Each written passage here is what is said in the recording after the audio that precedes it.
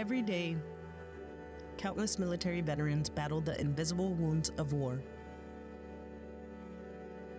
Post-traumatic stress disorder can make returning to civilian life a daunting challenge. But for many, a remarkable source of comfort and healing comes in the form of a loyal four-legged companion.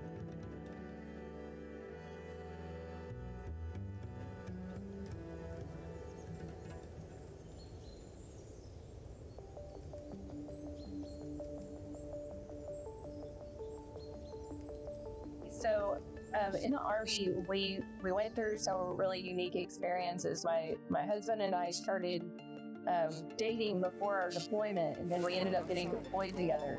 So transition home-wise, that made things a little bit difficult because he was injured on the deployment. But I was a single mom, and I had deployed, leaving my son at home. We got married shortly after all of that. So it was a little bit difficult transitioning to going back to the single mom side of things, marrying, dealing with the medical side of things, a lot of different healthcare issues that I was experiencing, and wasn't quite sure what was going on, and kind of not sure where to turn for a lot of the issues that I was having, because we were kind of focusing more on what my husband was dealing with medically. Despite their bravery, the transition back to everyday life has been anything but easy. It was hard getting back into the job. You know, being a citizen soldier, National Guard-wise, it was a little bit different.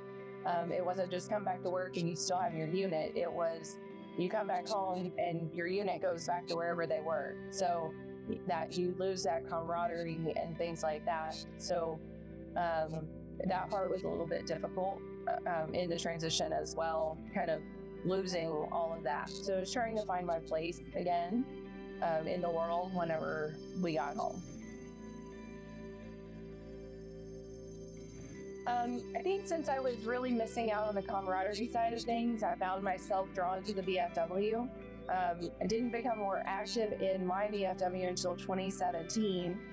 At that time, I went to my first convention, and at convention, there were several dogs, and I hadn't ever really been around service dogs before and hadn't known anybody with any, but I had the opportunity to meet several veterans whose lives had been changed by these dogs.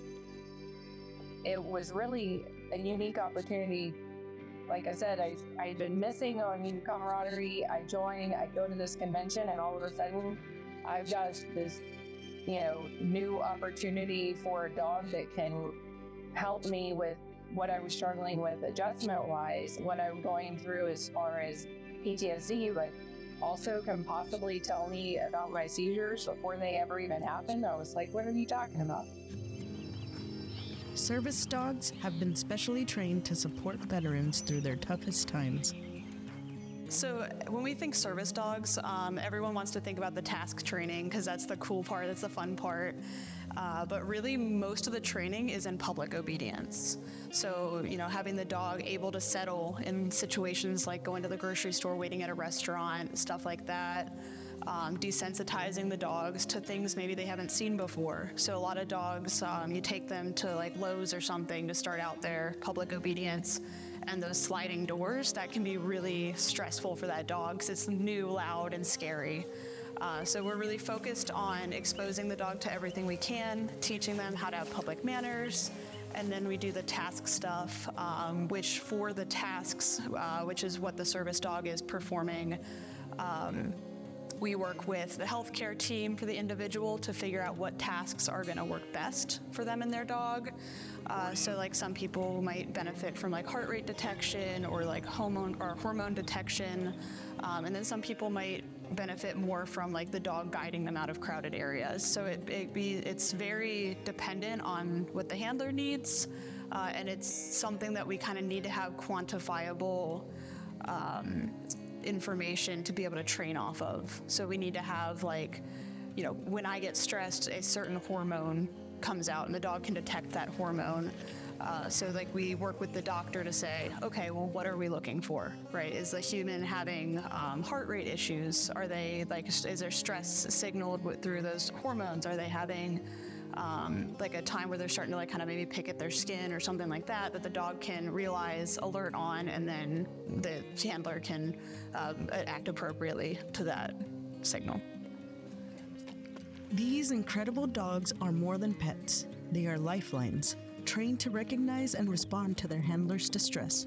They provide a sense of security, companionship, and unconditional love. The impact of these service dogs is evident in the stories of the veterans who depend on them. For many, these dogs have been the key to reclaiming their lives. So I got on this waiting list, and it took a little bit of time to train the dog specifically for my needs, because this program trains for each individual veteran. So it's not like everybody, here's your dog, good luck.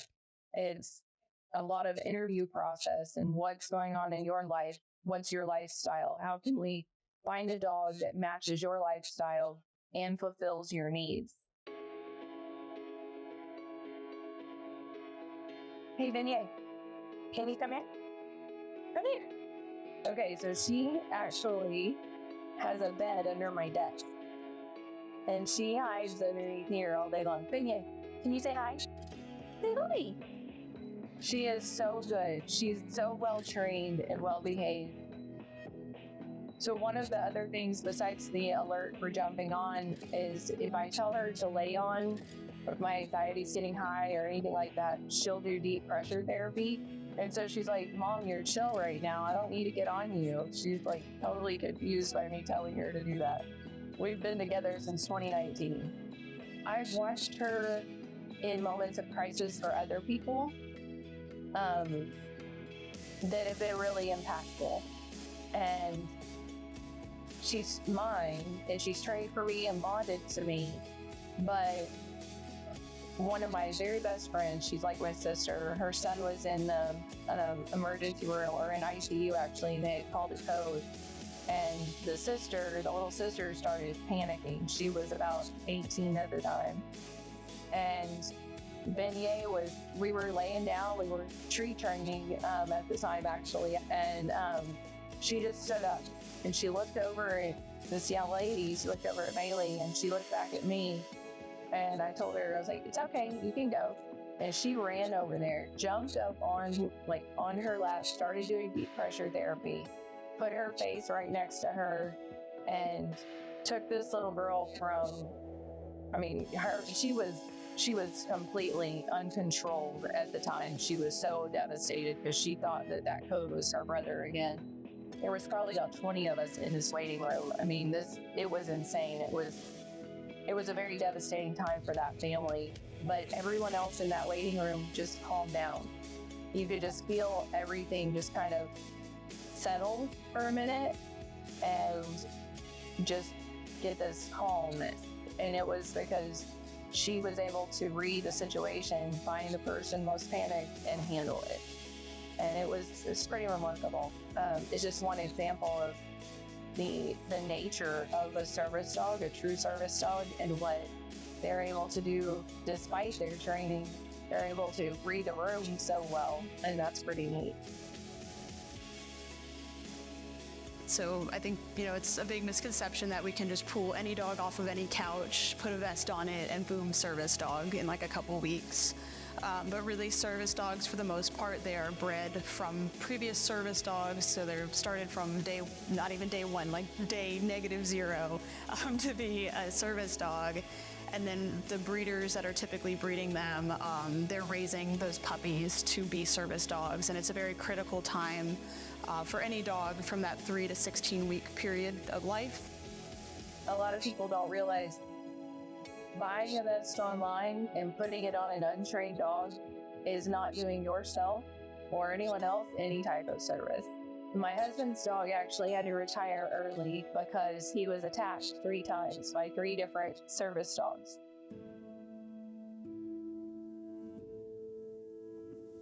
It took that opportunity that, you have a dog that is giving you a new normal and giving you an opportunity to find this new part of your life that you, after your deployments and after your transition and everything else, you're still trying to figure out how to go through day-to-day life. To have it taken away so quickly because some people try to find an easy way to travel with the pet or save money on pet rentals, it really takes away from people who truly need these dogs for actual disabilities. That's not saying you can't take a random pet dog and turn it into a service dog.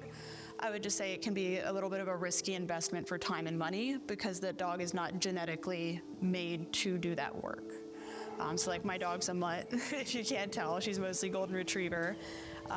She was not obviously selectively bred to lay here and be chill, but we have done a lot of work since day one. So if you can, catch that day one moment and move on from there, that gives you a lot better of a choice.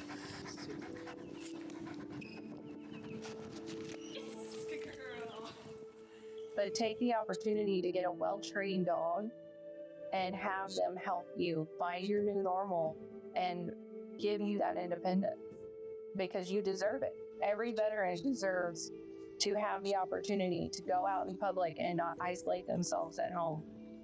Every veteran deserves that opportunity to find a service dog that will help them through that panic attack or help them find that exit or their seizures or something along those lines.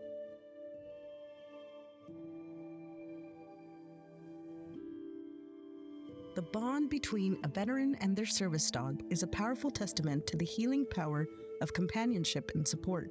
These dogs are not just animals, they are heroes in their own right. You can help make a difference. Support the organization that train and provide PTSD service dogs, and join us in unleashing hope for our veterans.